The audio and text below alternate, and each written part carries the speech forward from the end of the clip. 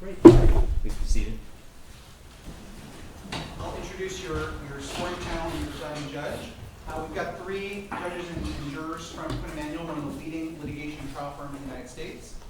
Ryan Landis, Michaela Wasiri, one of our alums, and your presiding judge, Robert Schwartz, a nationally leading entertainment litigator. If you can think of a movie studio, production company, it's probably represented them or been a case against them.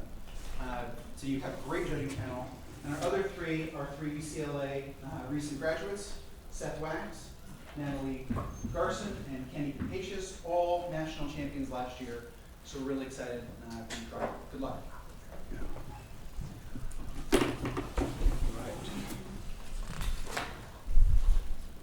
Trial materials, good afternoon. Prosecution, defense, can you introduce yourselves, please? Yes, Your Honor. Good afternoon. My name is Madelyn Whalen, and today I'm joined by my colleague, Miss Elena Young. Good afternoon, Your Honor. Good afternoon. And today we'll be representing the United States of America. Thank you. And for the defense? Yes, Your Honor. Good afternoon. My name is Elizabeth Grant on behalf of the defendant, Augie Shepard. And good afternoon, Your Honor. My name is Meredith Sanyo on behalf of the defendant, Augie Shepard. Thank you. Thank you. All right, are you prepared to proceed? Your Honor, before we begin with opening statements, we do have a few housekeeping matters to attend to. And We'd what? like to invoke Rules of Evidence 603 and 615 to constructively swear in and sequester all witnesses. Any objection? No objection, Your Honor. All right, granted. Next, we'd like to ask Your Honor's preferences for movement about the courtroom, including the well, approaching opposing counsel, publishing to the opposing counsel, the witness, publishing to the jury, and approaching the Yeah, bench. as long as you stay out of the well, and my clerk, the way my clerk, you can approach the witnesses on the stand if you wish. And just to confirm, for opening statements and closing arguments, would you like us to be behind the podium? I would. Yes, Your Honor.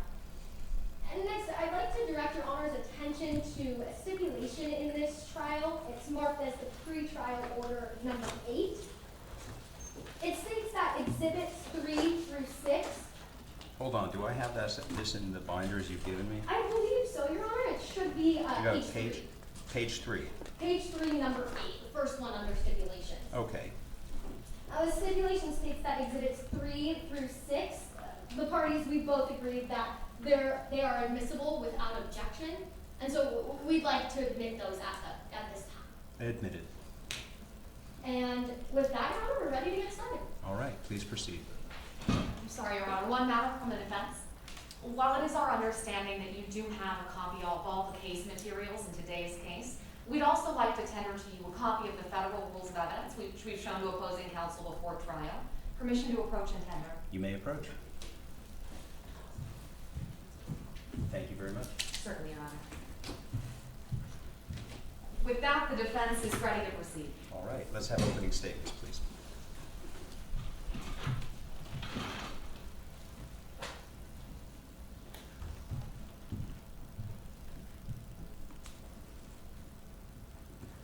Good afternoon, members of the jury.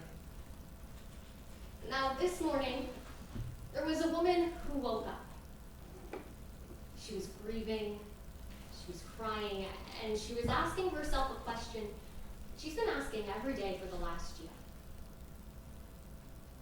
Why did my husband have to die? She's haunted by being the one who found her own husband dead at their home. I'm here today because of that, on behalf of the United States. Because today you're going to learn that what happened to her husband, Barry Capello, it was no accident. It was murder. Today I'm going to show you that Mr. Capello was murdered for taking a witness stand just like that one and telling the truth. And today I'm going to show you that it was the defendant who murdered him. Because you're going to see that the defendant saw a chance for revenge, and he took it. That's why I've charged the defendant with 2 crimes: murder and retaliation against a witness. Now, what that means is I have to prove to you that the defendant intentionally killed Mr. Capello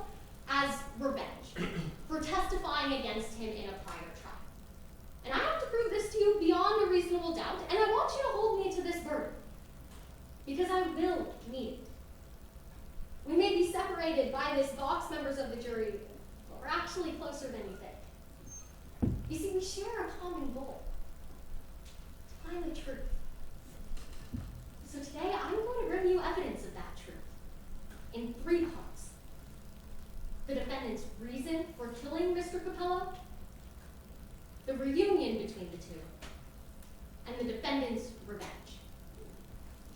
So first, let's start with the defendant's reason. Because you're going to learn that Mr. Capello was a witness against an organized crime group, one that the defendant led. Now, I'll be upfront with you, members of the jury. Mr. Capello, he was a part of this crime group at one point. But he didn't deserve to be made a victim of it. But you're going to hear that these crime groups, they have one very simple rule. You expose the group, you get killed.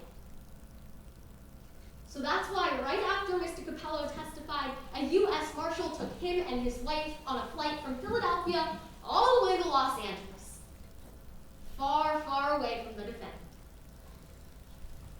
That is until June 25th, 2021, when the defendant came right here to LA for a visit. And that's when you'll hear about that second part, the reunion. Because you're going to hear a voicemail from Mr. Capello on June 25th, where Mr. Capello explains that he and the defendant, they made eye contact on the streets of LA. And you'll learn that it was this moment that the defendant saw his chance. His chance for that third part, revenge. Because that U.S. Marshal I told you about, he's actually going to take that stand and talk to you today. And he's going to tell you that there was someone who watched Mr. Capello get murdered with jumper cables in his driveway just 12 hours after he saw the defendant. Now, this eyewitness, he didn't see the murderer's face, but frankly, members of the jury, he didn't need to.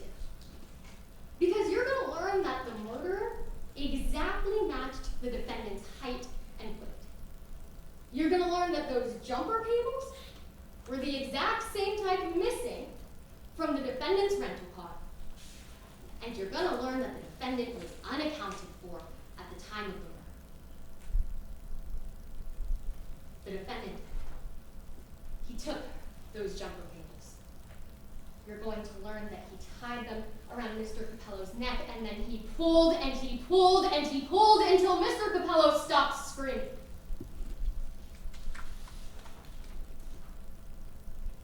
Until he stopped breathing. The defendant saw his chance. And he took it. And at the end of the day, this case, it's about control. It's about power, and it's important because those aren't uncommon things to want. But we can't let them be the reason that someone lives or dies. So the defendant, he may have had his chance and taken it, but now, members of the jury, we have a chance to answer that question for Mr. Capello's wife, to give her peace. That's why at the end of today's trial, I'm going to ask you to find the defendant guilty. Thank you for your time. Thank you, counsel. Does the defense want to make an opening statement now or reserve? Now, Your Honor. Please proceed. Thank you.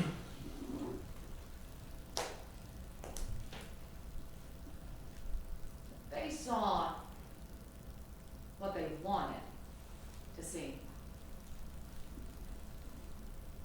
Now, members of the jury, I want to start off right where the prosecution left off. By talking about their case, by talking about things Ms. Whalen and I actually agree on. Because today, we agree that Barry Capello passed away in the early morning hours of June 26, 2021. We agree that Mr. Capello was in witness protection. We even agree that on the 26th, well, Mr. Shepard was here in Los Angeles. But today you'll learn that, well, Mr. Shepard wasn't here to commit murder. He was here on college visit his son. Doing what so many dads do when their kids are juniors in high school. You'll hear that for days they toured different schools, looked at local restaurants, tried ice cream flavors, thought about the future. So you might be asking, well, how does a father become accused of murder and retaliation against a witness? Members of the jury, it boils down to one officer. A U.S. deputy marshal we expect you'll hear from today. An officer you'll learn who made mistakes. You'll learn that from the beginning of this investigation he made assumptions and he stuck with them, and we'll show you what those assumptions are based on. Faulty forensic evidence, unreliable witnesses, a poor investigation throughout, and by the end of this case, it will be clear. The prosecution never properly looked at the evidence. And members of the jury, that's important because when the prosecution walked in here today, they took on a burden. Beyond a reasonable doubt. And as you heard when they came in today, they charged Mr. Shepard with two things: murder and retaliation against a witness. Now, in order to prove those two charges to you, Ms. Whalen has to prove a couple of things. First, she has to prove that Mr. Shepard killed Mr. Capello. She has to prove that he did so with malice aforethought, which just means that he intended to kill someone. And then she has to prove that when the defendant killed Mr. Capello, he did so in retaliation for testimony Mr. Capello gave almost 4 years ago. Now, because they have the burden in today's case, they have to prove each and every one of those elements to you beyond a reasonable doubt. Now, that means if by the end of today's trial you still have doubts about whether the prosecution fulfilled a complete investigation, whether their forensics are trustworthy, whether the eyewitnesses they relied on were trustworthy, well, that's it. You must find Augie Shepard not guilty. And today we'll walk you through how the prosecution won't be able to meet their burden. See, first, members of the jury, we expect that you'll hear from that U.S. deputy from the Marshal Service, a Deputy Connor Wright. Now, Deputy Wright led the death investigation of the victim in this case, and you'll hear that the prosecution relied on one key witness in that investigation. Opposing counsel mentioned him to you just a moment ago. His name is Benjamin Crosby. He was Mr. Capello's neighbor, lived right across the street. Today you'll hear that when Mr. Dembski went to the police, he was clear. He never saw the face of his attacker, didn't know their skin color, hair color, eye color, clothing color. But members of the jury, you'll learn that fact didn't matter to Deputy Wright. That he continued to push that witness to identify Mr. Shepard, and then you'll hear from someone else. You'll hear from Augie Shepard's own son. His name is Warren Shepard, just turned 18. Now, a moment ago, the prosecution told you that we can't account for where Mr. Shepard was on the night of June 26th. And members of the jury, that's just not true, because you'll hear from Mr. Shepard. He knew that his father was inside of their hotel at UCLA, sleeping, during the time of this alleged murder. And then members of the jury will show you the phone data the government brought here themselves that proves that fact. That Mr. Shepard was inside his hotel for the entire night of this alleged murder. That his behavior was completely normal during the entire weekend. So members of the jury, as you start to hear the prosecution's case in just a moment, we're going to ask you to question that evidence reasonably. To ask whether or not the police conducted a thorough investigation, whether their forensics can be trusted. And we'll ask you what happened with that eyewitness, Mr. Dembski. See, we're confident that by the end of this trial, it'll be clear. Throughout this entire investigation, the police only saw what they wanted to see. That's why, at the end of this case, we will ask you to acquit Mr. Shepard on both counts. Thank you. Thank you, counsel. The government want to call its first witness? Yes, Your Honor, the government calls Deputy Connor Wright. All right, Mr. Wright, Deputy Wright, please step forward and be seated in the box.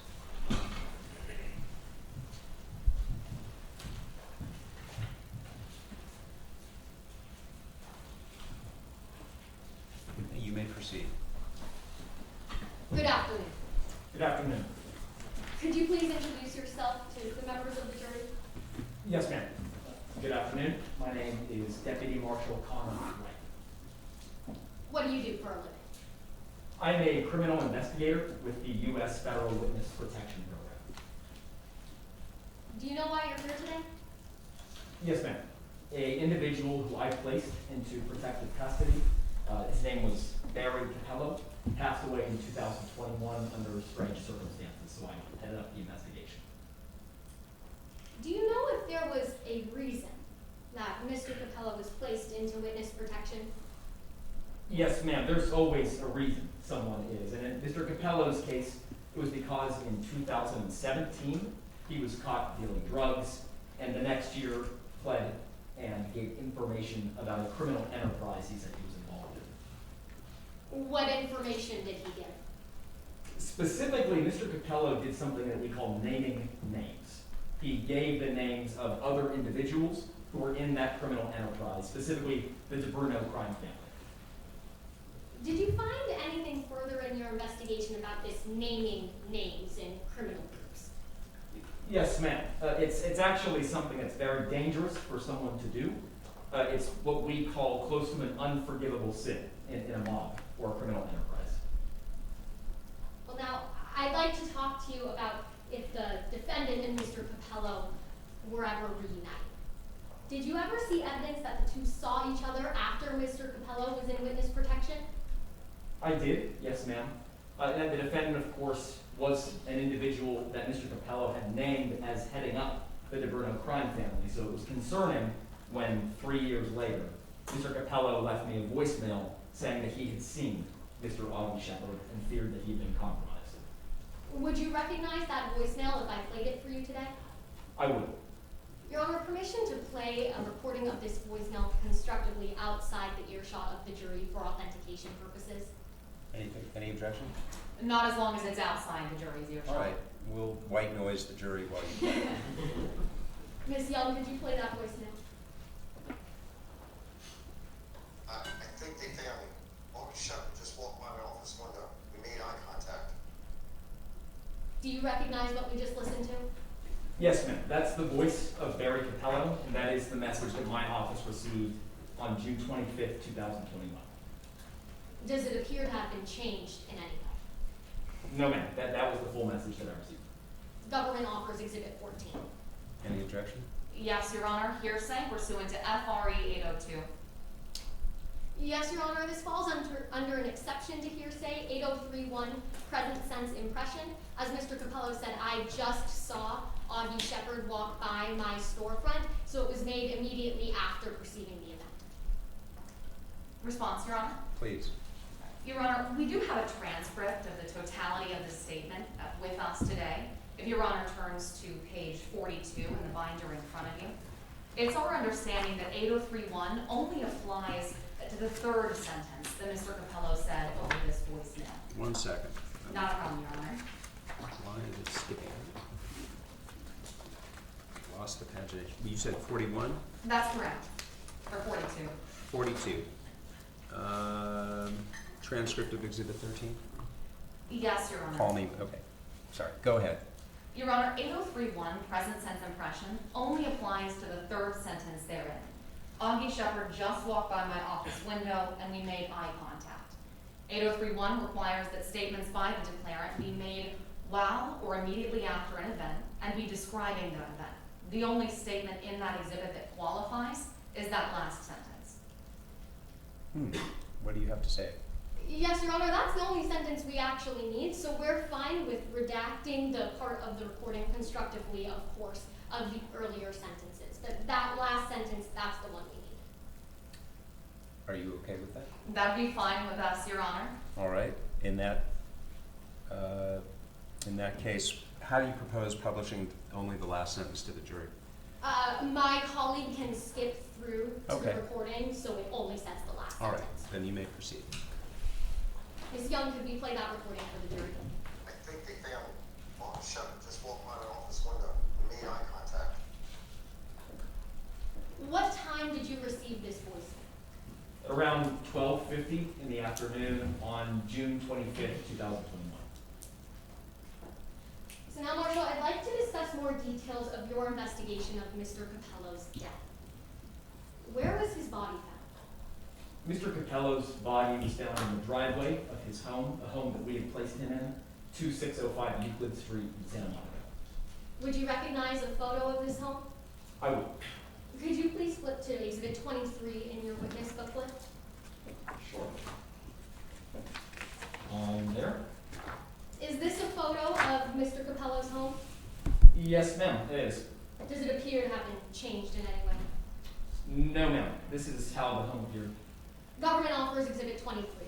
Any objection from the defense? Without objection. All right. Permission to publish to the jury? Yes, permission granted, and it is admitted into evidence.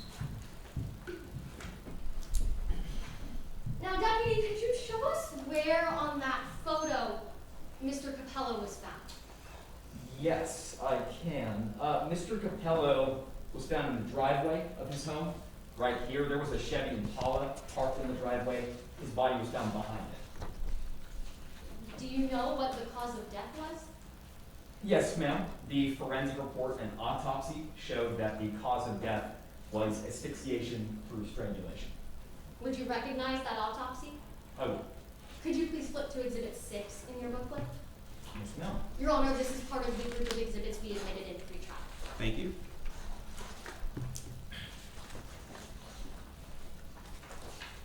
I'm there. What was the time of death listed on this autopsy? Time of death, we have a window, and that's between 12 a.m. and 1 a.m. on the morning of June 26th. Now, earlier you told us that the cause of death this autopsy found, it was strangulation. Did you find any evidence at the scene of the crime that was consistent with that? I did. I found a pair of red and black nylite jumper cables next to the victim's body. They were consistent with the marks that were on his neck. Would you recognize these cables if I were to show them to you? Yes, I would. Your Honor, because this is physical evidence, we will just be showing the witness this exhibit. Has that been stipulated? No, not yet. This is for authentication purposes. All right. Proceed. Do you recognize what I'm holding? I do. Those are the jumper cables I found. They've been in my custody since that time. Do they appear to have been changed in any way? They do not. Government offers Exhibit 25. No objection. Admitted? Now, did you find anyone that may have seen the crime actually occur? Yes, we interviewed the neighbors, anyone that could have been on the street at the time, and found that one neighbor, Mr. Dembski, who lived directly across from Mr. Capello, said that he had seen what happened that night. Would you recognize Mr. Dembski's statement if I were to show it to you? I would. Could you please flip to Exhibit 3 in your booklet? Sure thing. Your Honor, this is part of the group of exhibits from pre-trial. I'm there. What did Mr. Dembski say he saw that night?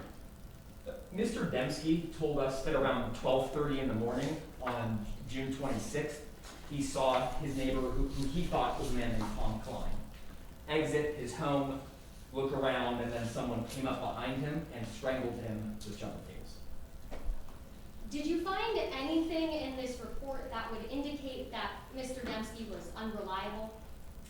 No, ma'am, not in this report, and of course, not in our background investigation or anything like that, no. Did you find anything in this affidavit that would indicate Mr. Dembski had a motive to be untruthful? No, certainly not in his statement, and nothing that we gathered throughout our entire investigation indicated that. So did you have any suspects at this point? Yes, ma'am, we did. Because of the voicemail that was left and because of the victim's background, we began to look into whether Augie Shepard could have been in town and could be responsible for the crime. Did you find evidence of that? Yes, ma'am, we did. What did you find? We checked flight records as well as car rental records and found that Mr. Shepard had been in Los Angeles specifically during that period of time. Would you recognize a letter from a rental car company if I were to show it to you? Yes, I would. Could you please flip to Exhibit 10? Okay. All right, and there.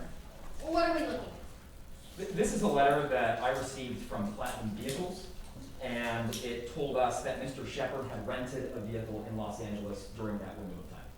Is this a fair and accurate copy? It is. Government offers Exhibit 10. No objection. Admitted? What did this letter tell you about the jumper cables in that car? Well, this letter told us that every one of Platinum Vehicles' cars is supposed to have a pair of black and red nylite jumper cables, but when they checked, the car that Mr. Shepard had rented was missing those cables. So after you found all of this evidence, what did you do? Eventually, after gathering all the witnesses, conducting statements, everything of that nature, Mr. Shepard was arrested in August of 2021. Thank you, Marshal. Nothing further. Okay, cross-examination? Yes, Your Honor. Permission to proceed? Yes. Good afternoon, sir. Good afternoon, ma'am. Now, sir, is it deputy or marshal? Just so I know. Technically, it's investigator, whatever you want to say. I'll work with investigators, sir. My name is Elizabeth Grant. I'm an attorney on behalf of Mr. Shepard, and I'll be asking you a couple more questions today, okay? Of course. Now, I'd like to start with something you just mentioned on direct examination, and that's the neighbor you spoke to. You told us his name was Bellamy Desi, right? That's correct. And like you told us, he lived directly across the street from Mr. Capello. That's right. Now, you told us a moment ago that nothing indicated to you that Mr. Dempsey was unreliable when you were interviewing him, right? That's correct. And you asked him a number of questions about what he saw on the early morning of June 26th. We did, and then we had him write a report about those things. We'll get there in a moment, sir, but that's a yes to my question. You asked detailed questions. Of course. And you asked him specifically about the attacker that he'd seen, right? Yes, we did. When you did, Mr. Dempsey couldn't give you a skin color for the attacker, correct? Yes, he thought that the skin color could be white, but he was not positive. That's right, sir. He told you he wasn't certain. He wasn't certain. The best he could do was he thought it was white. He couldn't give you an eye color for that person. No, he didn't know what color the person's eyes were. He couldn't tell you what color the clothing was on that person, right? No, it was just dark. Sir, he told you he was watching from the dark, right? Well, from inside his home. That's right, sir. He was all the way across the street, That's correct. behind his own window, right? Yes, it was the front window of his home. He was looking out across the street. And like you just told us, because it was 12:30 in the morning, it was pretty dark outside. Yes, there were two street lights directly across. Other than that, he said he didn't notice any artificial or natural light. Now, investigator, Mr. Dempsey told you specifically that he never saw the face of the attacker, yes? That's correct. He did not remember seeing the face of the attacker. He told you specifically that the attacker was facing away from him the entire time. That's correct. He thought that the person's back was to him for much of the interaction. But then at some point you asked him to identify an attacker, correct? I did not. No, my understanding detectives did, yes. Investigator, were you present for that interrogation, yes or no? Yes, I was present. Okay, so you saw the picture that the detectives handed Mr. Dempsey. Yes, ma'am, I did. You would recognize that photo if I showed it to you today in court? I would. Now, you've got that binder in front of you, sir. Could you turn to Exhibit 18? Okay.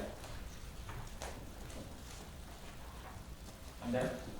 Now, this is the photo that you provided to the neighbor across the street, right? This is the photo the detectives showed me. That's correct. It looks like a fair and accurate copy of what you showed the witness. Of what the detectives showed me, yes. Your Honor, at this time, the defense moves Exhibit 18 into evidence. Without objection. Admitted? So Detective, I want to talk about what we're seeing in this picture exactly. You showed Mr. Dembski a photo with the victim, Mr. Capello, in it, right? Yes, that is the gentleman in the Philadelphia Eagles sweatshirt. Mr. Shepard is in it too, correct, Detective? He is. He's standing next to the victim. He's the gentleman in the hoodie here. Now, when your detectives showed Mr. Dembski this photograph, they asked him who he recognized, right? Yes, they asked him if he knew anybody in this photo. He said the only person he knew, he said Tom Kline. We knew that that was Barry Capello. That's correct, sir. He told you the only person he recognized in that photo was Mr. Capello. That's right. It was the only person he knew. At first, he told you, well, I don't know that Mr. Shepard's in that photo, right? No, he didn't mention Mr. Shepard's name. I don't know if he knew who Mr. Shepard was. Well, sir, your detectives mentioned Mr. Shepard's name, didn't they? No, ma'am. They pointed to Mr. Shepard and asked if he recognized that individual after doing the same with the other two. And he did recognize him, but he didn't know his name. Okay, investigator, so your detectives, knowing that this witness had never seen the attacker's face, pointed to my client and asked him, well, was this the guy who attacked Mr. Capello? Did I have that right? Yes, pretty much. He went down the line and asked if he had ever seen that individual before. And Mr. Dembski said he thought he did recognize this individual. It was only after the detectives asked Mr. Dembski about Mr. Shepard specifically that he told you he recognized anyone else in that photo at all, right? That's correct. He did not recognize the gentleman to the far right or the far left. He did recognize Mr. Shepard, and of course he knew Mr. Kline.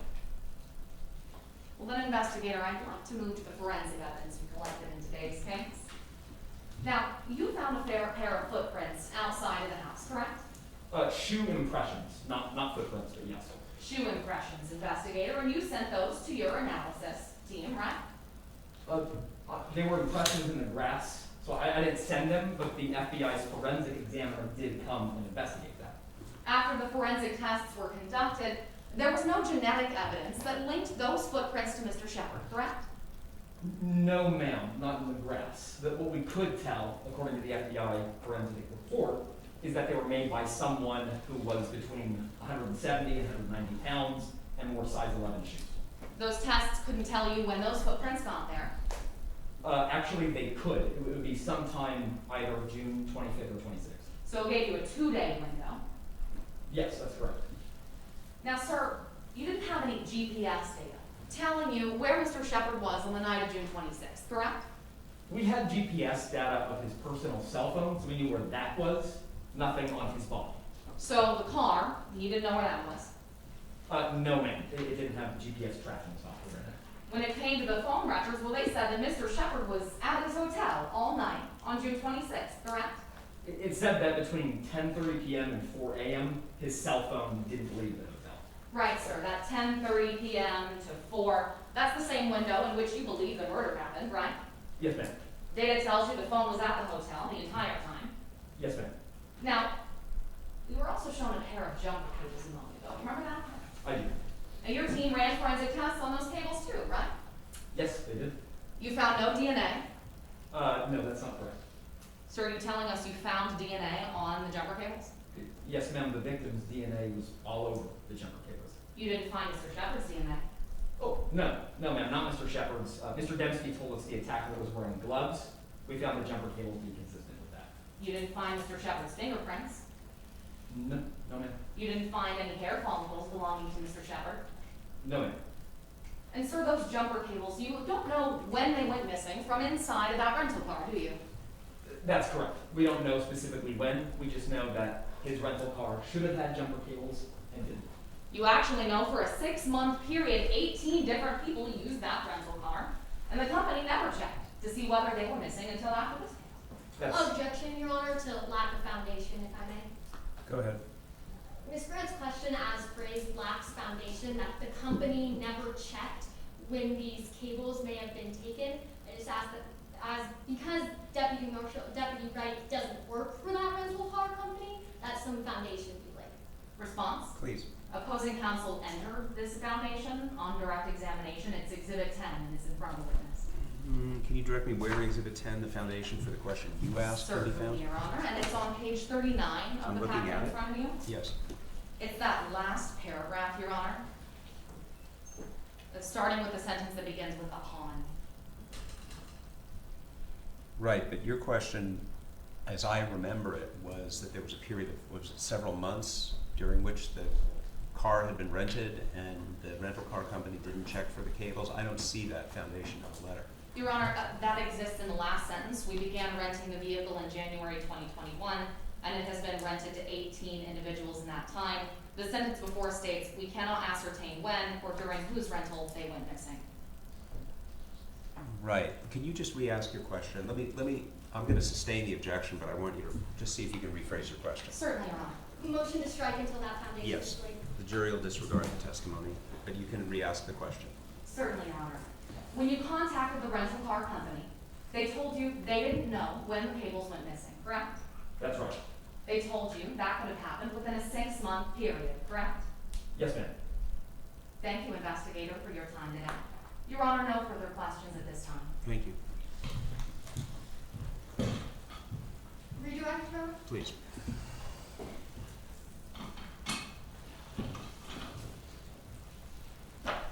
Investigator Wright, did the description that Mr. Dempsey gave you of the person he saw at the scene of the crime match the defendant? Yes, ma'am, it did. He described a dark sports car, just like the car that the defendant was driving, and then everything else that he described about the person matched. About 5'10", 190 pounds. And did he give that description before or after being shown that photograph? That was before. Thank you. Nothing further. All right. Barring any recross, may this witness step down? No recross, Your All Honor. right, you're excused. Thank you. Yes, Your Honor. Before we rest our case in chief, permission to publish to the jury the exhibits that came out on this witness? Proceed.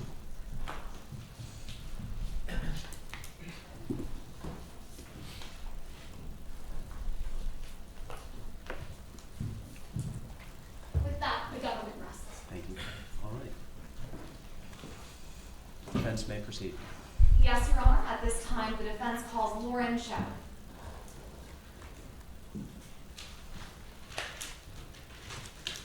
All right, Mr. Shepard, please have a seat in the witness box.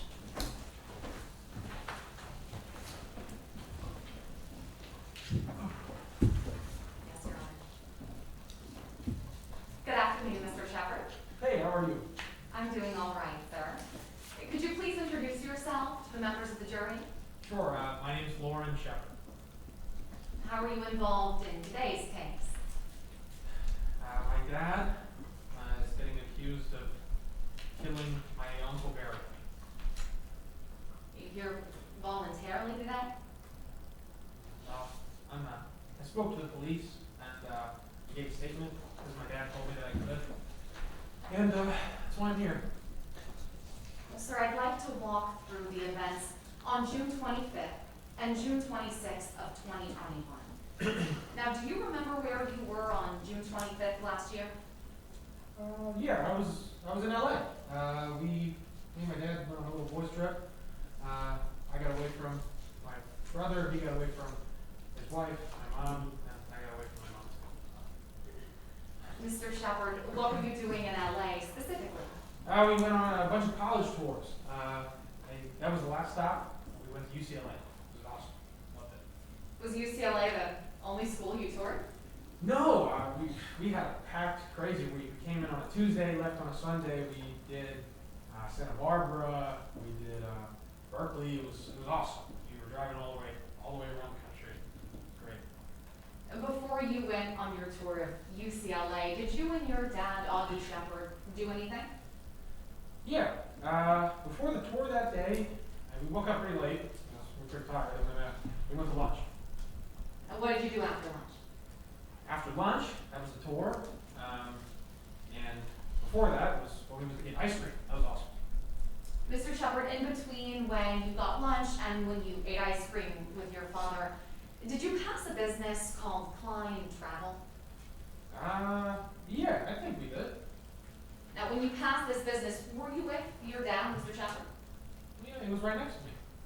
When you passed Kline Travel, did your dad's behavior change at all? No, I don't remember his behavior changing. As you were walking, did he stop in front of the store? No, he didn't stop in front of any store. Did he look inside at all? Nope. Objection, Your Honor, to speculation. If I may. Please. This witness just testified that his father never looked inside at all. Now, this witness can certainly testify to what he saw and when he saw his dad looking in certain directions. But to say that he never looked inside at all, that's requiring him to delve into the mindset of his father. Can I hear from the defense? Yes, Your Honor. We're asking this witness specifically about June 26th, the moment he walked with his father past this business. It's based on his rational perception of what he saw his father do that day. I'll overrule. Or if you want to add anything, but I'm more likely to overrule the objection. Go ahead. You can have the last Yes, shot. Your Honor, just to add that just because this witness was walking with his father doesn't mean that he was always watching his father, that he always knew what direction his father's eyes were looking. You can ask him those questions on cross-examination. I'm Yes, going to Your Honor. overrule the objection. Mr. Shepard, you just told us that as you were passing this business with your father, you didn't see him look inside. For the rest of the afternoon, did his demeanor change at all? No, not really. He was pretty normal all the way around. He wanted me to listen to Dean Martin on the way back, and I didn't want to, greatest hits or otherwise, but other than that, no. Did you guys go back to the hotel at some point? Yeah, we went to a pretty nice steakhouse. They wanted to treat me for our last day, and then we went back to the hotel, I think around 10:30 that night.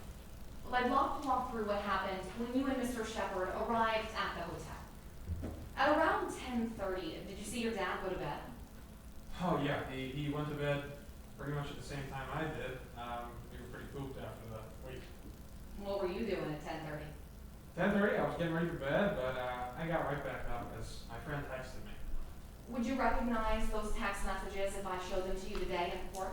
Yeah, I think I would. Your Honor, at this time, I'd ask the witness to turn to Exhibit 20 in the binder in front of him. I'm looking at it. Mr. Shepard, are these the text messages that you've got? Yeah, this is the text between me and my friend Jackie.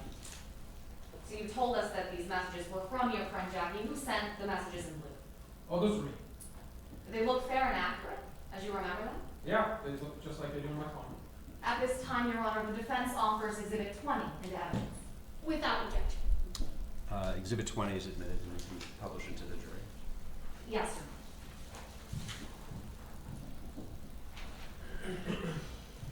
So, Mr. Shepard, what time did your friend Jackie text you? He texted me at 10:01 p.m. Told me maybe to come out tonight. I don't know why he spelled it like that, but he said come out tonight. Did you end up going out? Yeah, I did. I was a little bit worried at first because my dad probably would wake up, but he didn't, so I just snuck out. Did you tell your dad you were going to leave to go to a party? Oh no, not at all. Why not?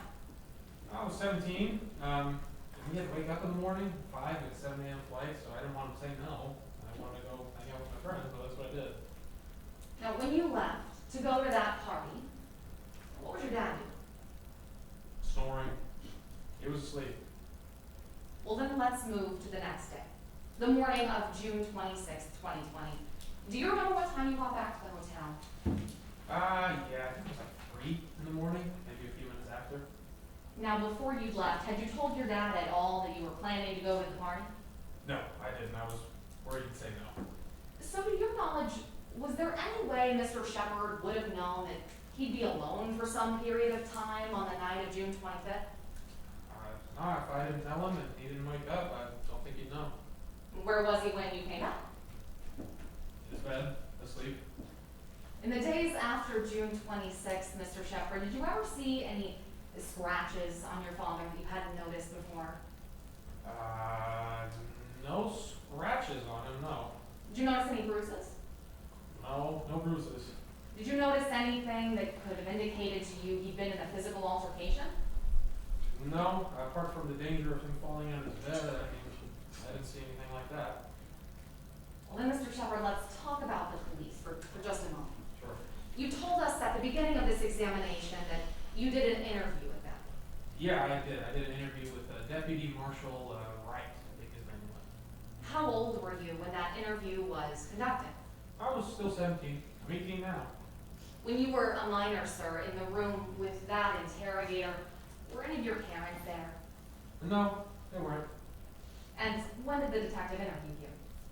He interviewed me a few months after that I found out Uncle Barry died. Was that in 2021? Yeah, it was. At any time between when you were interviewed in 2021 and today, were you ever questioned by law enforcement again? No, I never went to the station, never got a phone call, anything like that. How long did the interview last? Couldn't have been more than like 25 minutes. Thank you, sir. Your Honor, no further questions at this time. Thank you. Crosby? Yes.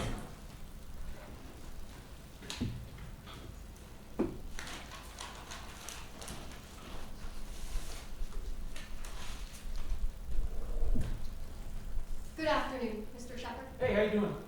Doing well, I hope you are too. Oh, I think so. I'd like to talk about something that you just mentioned earlier with Miss Grant. You said that you aren't here voluntarily? No, I am. I'm sorry, I might have misspoke. No, I am. So you are. You're here testifying voluntarily, Oh, right? I mean, I'm sorry about that. Because you know why you're here, right? Yeah, it's because my dad's getting accused of killing Uncle Barry. You don't want your dad to go to jail, do you? I don't think anybody would. And you certainly don't want to go to jail, right? No, I do not want to go to jail.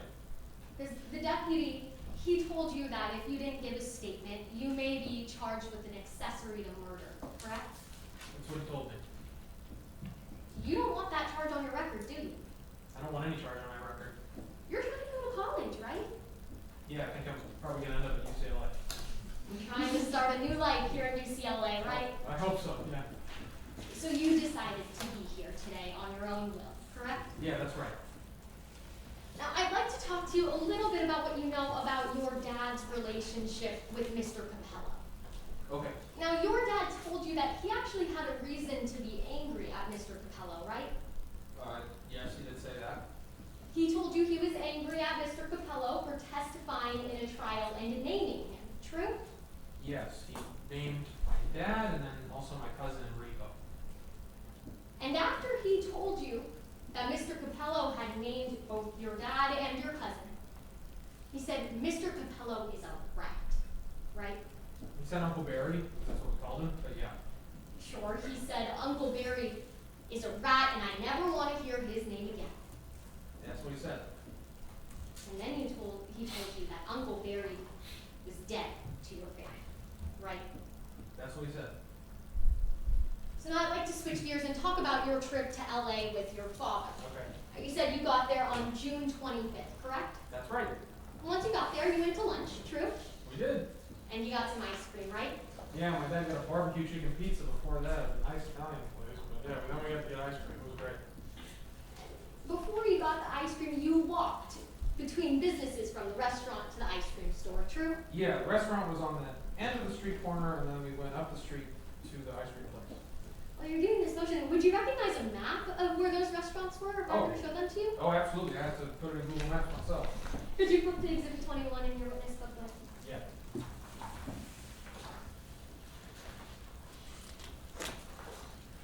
I'm there.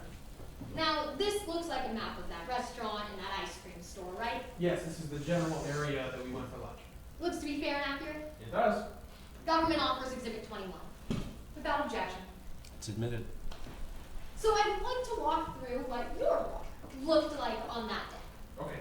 You started at that bottom blue bubble, the Pomodoro restaurant, true? Yeah, it was great. And then you walked up to that top blue bubble, Saffron's Rose and Rose's ice cream, true? Yes. But there's a blue bubble in the middle, right? There is. That's Kline Travel. So you walked past Kline Travel, correct? We did. And that was around 12:45 to 12:55, right? I think that's right. Permission to publish this exhibit to the jury? Granted.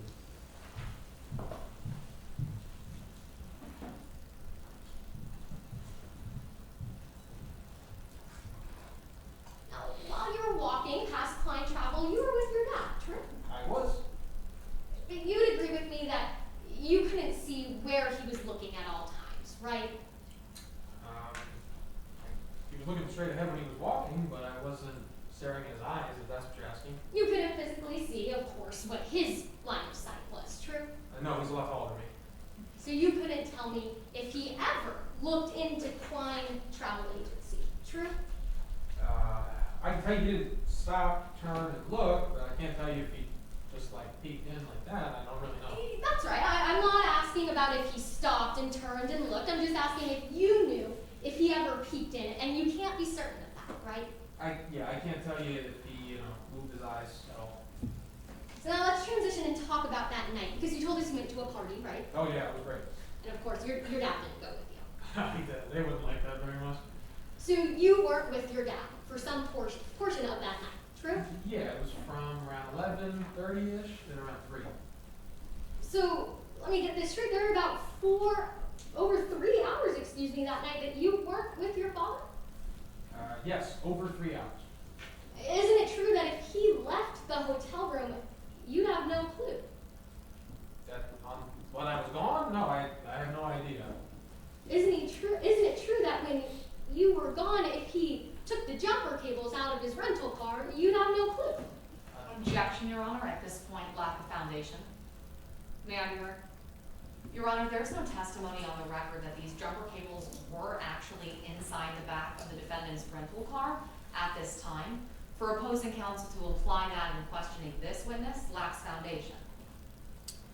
Your Honor, Ms. Grant's argument goes to weight and not admissibility. I am merely asking this for the purpose that it lacks foundation, that this witness would have no clue if that ever happened. I'm not asking him if it did definitively happen. Can you rephrase the question? Yes, Your Honor. Go ahead. Isn't it true that you wouldn't know if your dad had acquired jumper cables that night? That night, I have no idea if he acquired jumper cables. No. Isn't it true that you wouldn't know if your dad strangled someone from the hours between 11:30 to 3? I don't know if he did that or not. No. Thank you. Nothing further. Brief redirect, Your Honor? Yes, please.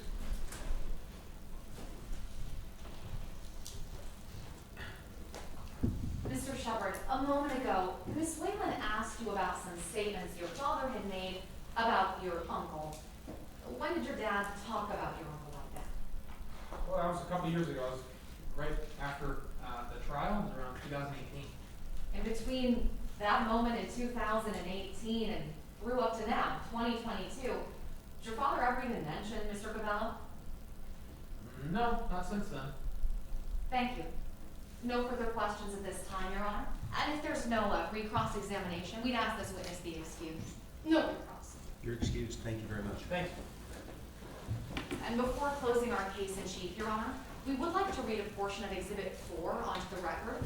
Pursuant to Stipulation 8, this is one of the exhibits that opposing counsel has waived objection to before trial. All right. What portions do you want to read? Certainly, Your Honor. In the binder you have in front of you, I have I'll be referring to page 29. I'll be reading from line 8 and then from line 14. Proceed. Yes, Your Honor. Quote, obtained warrant for Augie Shepard's iPhone 12, the phone, and all data associated with phone. Location data places the phone at UCLA Guest House from 22:15 hours on June 25th to 0500 hours on June 26th.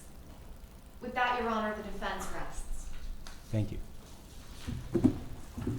We're ready to proceed to closing arguments. All right, ladies and gentlemen of the jury, we will now have closing argument. The government will close first.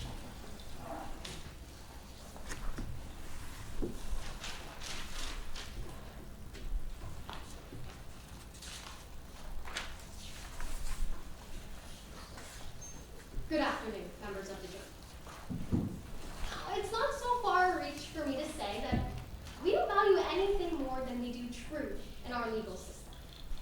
That's why we have witnesses swear an oath when they take that stand. That's why when witnesses take that stand and say something that may put them in danger, we get them to safety. You see, that's exactly what happened to Barry Capello.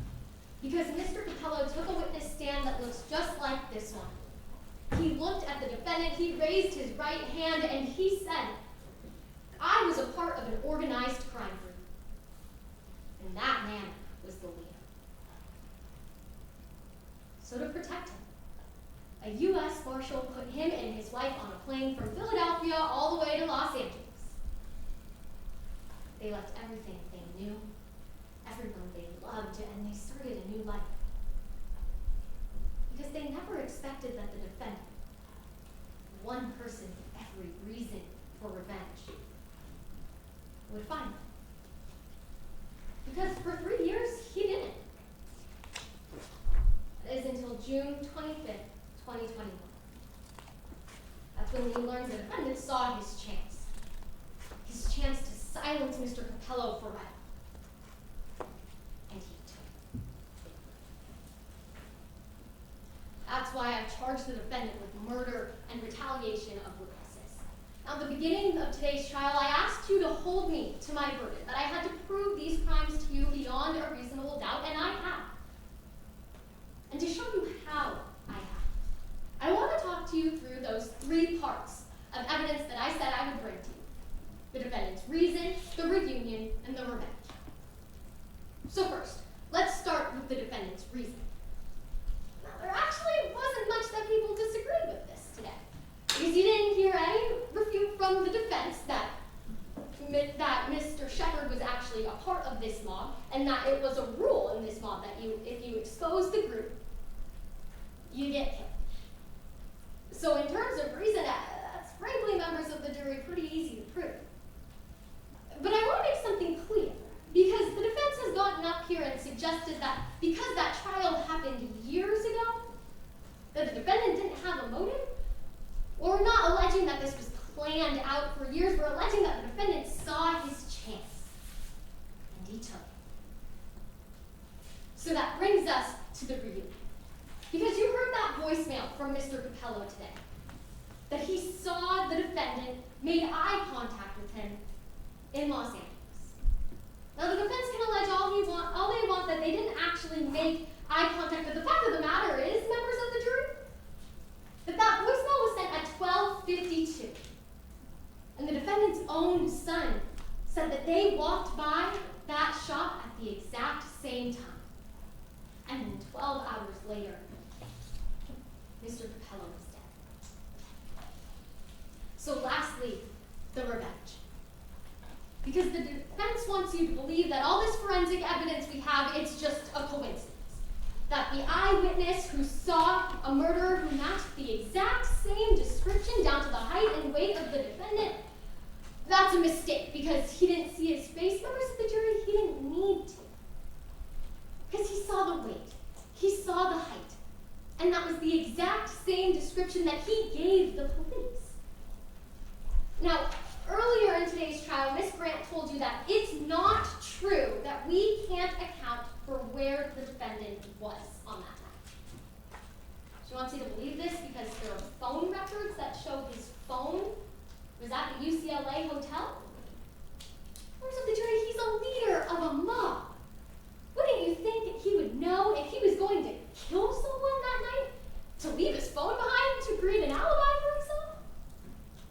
The fact is, members of the jury, that there is no one who can corroborate where the defendant was on that night. No one who can give him an alibi except himself, and that is a red flag. So then you heard about these jumper cables next to the body of Mr. Capello. And these just so happen to be the same jumper cables, the same type, the same color, the same brand of the ones missing from the defendant's rental car. Members of the jury, we don't just have one piece of evidence that tells us the defendant killed Mr. Capello. We have every piece of evidence. But the defense wants you to believe none of it. No, they want you to think that that exactly matching description of the murderer to the defendant, that's just a coincidence. They want you to believe that the fact that he has no alibi, well, let's just take his word for it. They want you to believe that those jumper cables being the same ones missing from the defendant's car, well, that's just a coincidence. In the defendant's world, every single piece of evidence that points to him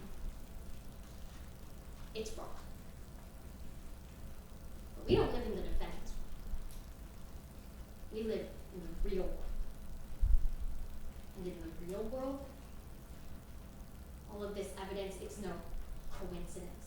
It's no mistake. It's no lie. It's proof. The defendant saw his chance, and he took it. Find him guilty. Thank you.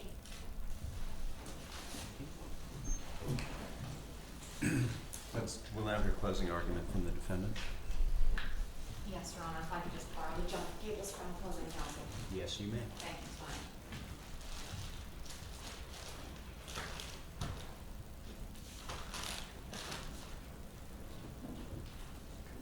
May I proceed? Please. Thank you. They saw what they wanted to see. On June 30th of 2021, investigator Ryan conducted an interview of Mr. Dembski. Now, we didn't hear from Mr. Dembski today, but we know what happened. At the beginning of that interview, Mr. Dembski made clear what he did know and what he didn't know. Someone attacked his neighbor. Mr. Dembski told us that he saw this from across the street, behind his window, in the dark, and the descriptions he gave the police. When it came to the attacker, they were unclear. He couldn't give them a skin color, eye color, hair color, clothing color. At that point, members of the jury, remember that the police didn't have any GPS data, cell phone records, DNA, fingerprints, or hair follicles tying Mr. Shepard to this scene of the alleged crime at all, but they wanted a link. So what did they do? Prosecution star witness told you they pointed my client. They pushed that witness for answers he didn't have. And look, members of the jury, it's not just that the investigator in this case pushed witnesses, it's also that the prosecution made assumptions. When they found a pair of muddy boot prints outside Mr. Capello's house, well, they assumed they must have belonged to Mr. Shepard. When they found a pair of jumper cables at the scene, they assumed they must have come from Mr. Shepard's car. And why does all of that matter, members of the jury?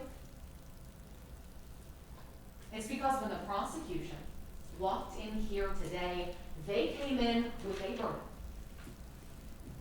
Beyond a reasonable doubt, and that burden demands that they brought you more than assumptions today.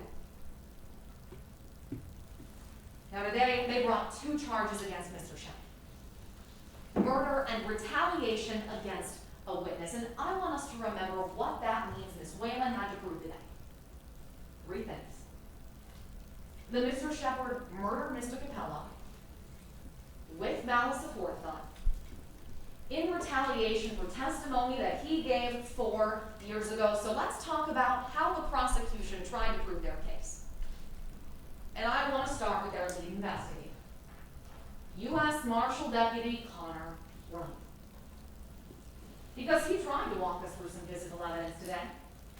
He told you about the footprints that he saw outside Mr. Capello's house. And the deputy told us he was convinced that because these shoes were a size 11 and were men's, and Mr. Shepard wore an 11 size shoe, they had to belong to him. But members of the jury, there's a problem with that. Because remember what the investigator said on cross-examination.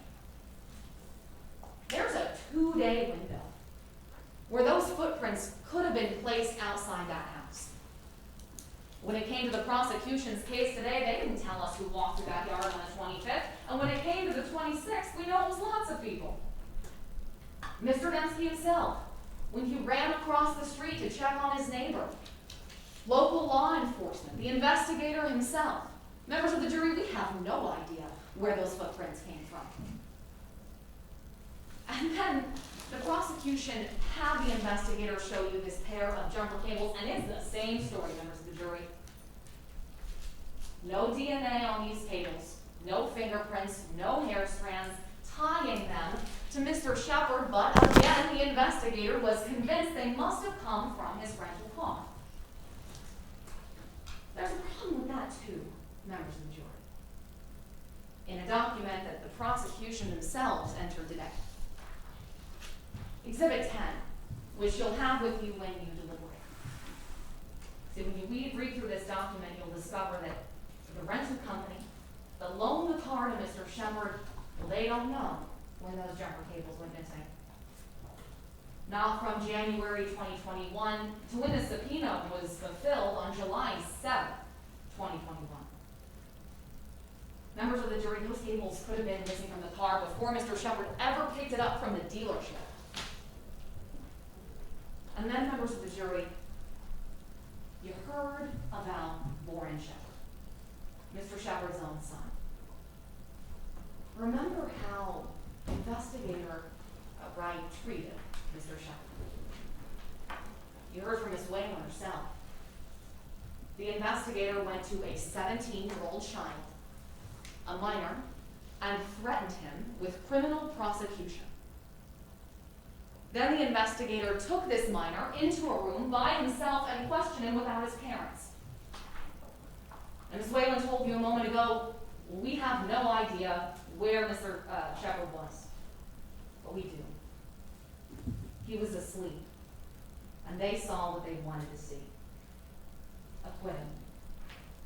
Thank you. Thank you. Rebuttal. Yes, proceed when you're ready.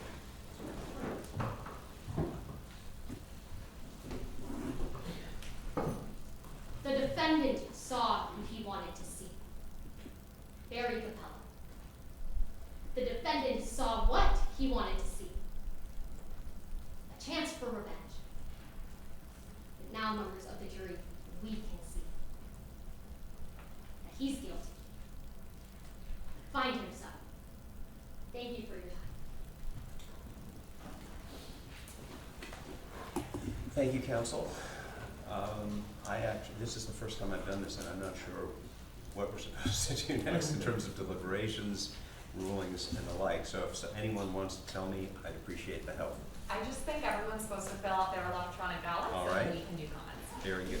So we will let the jury retire and the court as well to fill out our ballots or forms.